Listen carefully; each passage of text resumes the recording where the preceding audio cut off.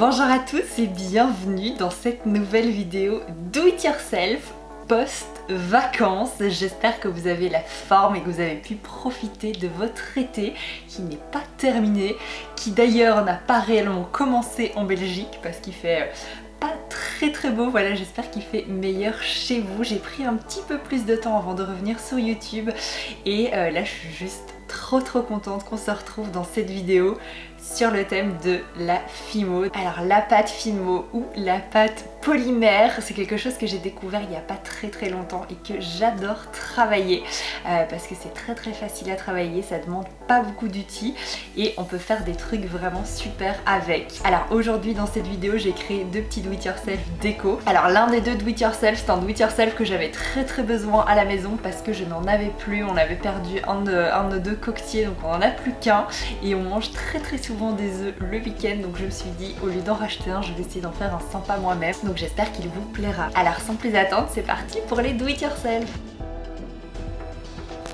Alors pour ce do it yourself, je vais avoir besoin de deux couleurs de pâte Fimo. Ce que je vais faire, c'est que je vais essayer de venir faire un effet un petit peu marbré. C'est la première fois que je vais faire ça, donc j'espère que ça va fonctionner. Alors ici, je suis venue mettre des petits morceaux de Fimo blanche sur ma Fimo beige.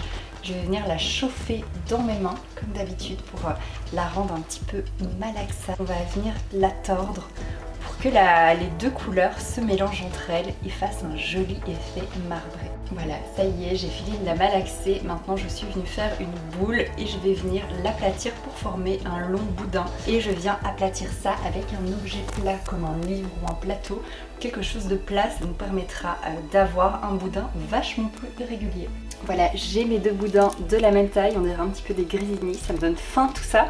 Maintenant ce que je vais faire, c'est que je vais venir les tordre entre eux pour former une jolie petite couronne. Yes, je suis trop contente, ça donne super bien. Maintenant je vais venir former mon petit coquetier. Je sais pas encore très bien comment je vais faire, si je vais le faire sur 2 étages. À mon avis je vais faire qu'un seul étage, donc je vais devoir couper. Vous savez quoi? Je vais venir le couper en 2, ce sera plus facile. Moment de vérité. Oh yes, c'est parfait. C'est très marrant, j'ai vraiment l'impression de faire de la pâtisserie. Alors ici, ce qui va être important, c'est qu'on va essayer de mettre les deux morceaux ensemble. Voilà, j'ai déjà fait celui-ci. Ici, le raccord est pas canon, donc on va dire que ce sera l'arrière. Je vais essayer de le faire un petit peu plus joli ici.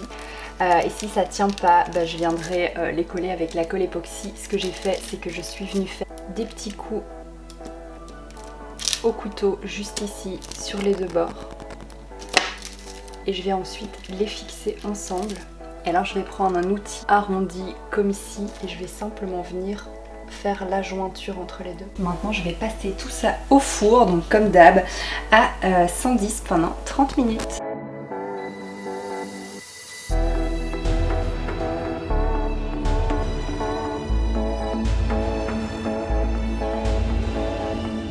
Alors pour ce do it yourself, on va de nouveau avoir besoin de Fimo. Je vais prendre de la Fimo blanche, j'ai récupéré toute la Fimo qui me reste. Comme d'hab, je vais venir la chauffer entre mes mains et ensuite on va venir faire une jolie forme avec. Je vous montre ça tout de suite. Alors je suis venue découper dans du carton une petite forme, donc c'est un patron.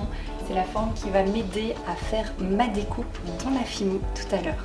Alors j'ai mes deux petits tas de sticks, cette fois-ci j'en ai mis 4 pour que ce soit un petit peu épais. Je mets ma boule au milieu et je viens l'aplatir avec mon petit rouleau. Donc comme vous pouvez le voir ici, mon petit rouleau prend appui sur les tas de bâtonnets, ce qui me permet d'avoir la même épaisseur sur toute ma Fimo. Là je viens simplement faire le contour à l'aide de mon couteau. Vous pouvez y aller en plusieurs étapes. On viendra fignoler la découpe par la suite. La découpe est finie, on va voir le résultat. Yes, c'est parfait. Maintenant, je vais prendre une pointe et je vais venir faire tous les petits trous pour mettre les fleurs séchées. Je sais que la Fimo a tendance à un petit peu se rétracter à la cuisson, donc je vais peut-être faire des trous un rien plus grand. Je pense que comme ma Fimo n'est pas très épaisse, je vais faire des trous jusqu'en dessous afin que les fleurs tiennent droite. Alors ici, encore une fois, je viens passer le tout à 110 pendant 30 minutes. Alors maintenant, je vais venir protéger mon plan de travail et je vais venir le peindre un petit peu parce que je trouve que ce blanc est un petit peu trop blanc. Donc j'ai fait un petit mélange de beige et de blanc pour donner une couleur un petit peu nude et je pense que ça va être canon. Ça y est, ma petite Fimo est peinte, j'ai dû mettre au moins 3 couches d'acrylique, ça boit vraiment énormément et là je suis en train de faire un petit mouchetage blanc, donc je trempe mon pinceau dans la peinture et je viens propulser de la peinture un petit peu partout. Voilà, c'est terminé, maintenant on vient simplement le garnir avec quelques jolies fleurs séchées.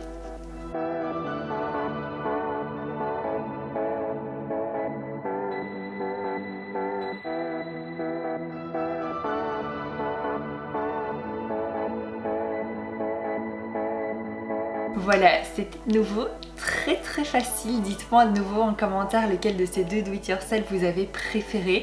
Et surtout, dites-moi si vous avez refait l'un de mes tutoriels. Envoyez-moi une petite photo sur Instagram ou par mail. Ça me fait toujours très plaisir de voir que mes do it yourself vous inspirent et qui vous donnent envie de créer des choses chez vous. Alors je vous invite aussi à vous abonner à mon compte Instagram, je vous le mets juste ici, et bien sûr à vous abonner à ma chaîne YouTube, ça me donnera plein de motivation pour les prochaines vidéos do it yourself. Moi je vous laisse ici et je vous dis à bientôt pour une prochaine vidéo do it yourself.